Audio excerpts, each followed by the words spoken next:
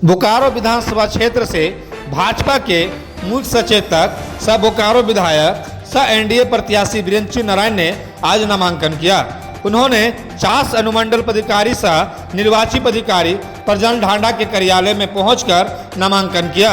नामांकन में भारी बारिश के बाद भी गाजे बाजे के साथ हजारों समर्थक पहुंचे, जहां प्रत्याशी वीरेंद्र नारायण ने मीडिया कर्मियों से कहा कि मैंने बोकारो वासियों से जो वादा किया उसे पूरा किया है। मैंने मेडिकल कॉलेज, अस्पताल, इंजीनियरिंग कॉलेज, बिजली, सड़क जैसे वादों को पूरा किया है। विकास को लेकर जनता हमारे साथ है। उन्होंने कांग्रेस पर तंज कसते हुए कहा कि उनके प्रत्याशी अभी तक इसलिए फाइनल नहीं हुए कि वे हमें हारने के लिए कैंडिडेट ढूंढ रहे हैं। आदि राहुल गांधी खुद मेरे खिलाफ मैदान में आएंगे तो वो भी हारेंगे, क्योंकि जनता कार्यकर्ता हमारे साथ है। वहीं भाजपा के प्रदेश अध्यक्ष बाबूलाल मरांडी ने कहा कि राज्य में मेरी सरकार बनेगी, इंडिया गठबंधन हताश है। यही कारण है कि वे सीता सोरेन पर अर्मादित भाषा का इस्तेमाल कर रहे हैं। उन्होंने कहा कि हेमंत ने कहा थे कि 5 लाख युवाओं को राज्य रोजगार नहीं देंगे तो राजनीति से संन्यास ले लूंगा। रोजगार तो नहीं दिया, लेकिन खनिज संपदा को लूटने का काम किया। सवाल पूछे जाने पर कहा कि बोकारो की महान जनता ने मुझे 2 बार अपना आशीर्वाद दिया, स्नेह दिया, मुझ पर भरोसा किया और मैं उनके भरोसे पे खरा उतरा।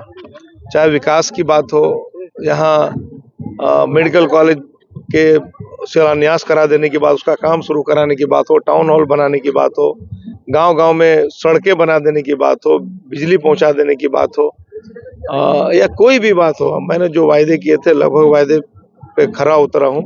आपको विश्वास दिलाता हूं कि जो काम अधूरे रह गए हैं, जिसमें एयरपोर्ट को शुरू कराना, एयरपोर्ट बनकर तैयार है, मैं विश्वास दिलाता हूं कि आने वाले समय में झारखंड में बोकारो को 1 नंबर का विधानसभा कैसे बनाऊं, ये हमारा प्रयत्न होगा। और 29 तक विश्वास दिलाता हूं कि राजधानी रांची में जो सुविधाएं होंगी वो हमारे बोकारो में होंगी।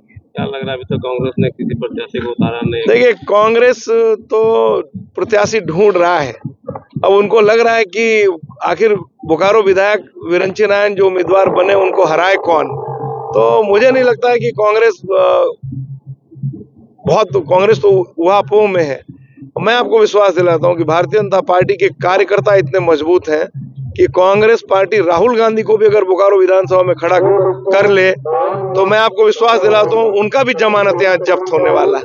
मैं आप सब लोगों से भी कहूंगा कि अगर आप 1951 से सेंसस को देख लीजिए, झारखंड में जो 1951 में ट्राइबल की पॉपुलेशन 36% थी, आज 2011 के सेंसस में मात्र 26%, यानी 10% की गिरावट। अगर हम संथाल परगना की धरती को देखते हैं तो वहां पर जब 45% से 46% करीब आबादी थी, यानी 44% से अधिक आबादी थी, आज वहां मात्र 28% आदिवासी बचे हैं। तो 16% की गिरावट आई है। तो इसी को कहते हैं कि ये जो डेमोग्राफी जिस प्रकार से बदला है, और उसमें से सबसे अधिक ट्राइबल प्रभावित हो रहे हैं, क्योंकि उनको आबादी के अनुपात में रिजर्वेशन है, चाहे लोकसभा हो, चाहे विधानसभा हो या सरकारी सेवाओं में भी। अगर उनकी आबादी घटती है तो उनके रिजर्वेशन की सीटें भी कम होगी, तो सीधा सीधा वो प्रभावित होते हैं। और राज्य के मुख्यमंत्री हेमंत सोरेन जी अपने को आदिवासी की दावा करते हैं, तो लोगों ने इतना ही कहा कि भाई आप उस पर एक SIT गठित करिए, जांच कराइए, आखिर आदिवासियों की आबादी इतना क्यों कम हुई।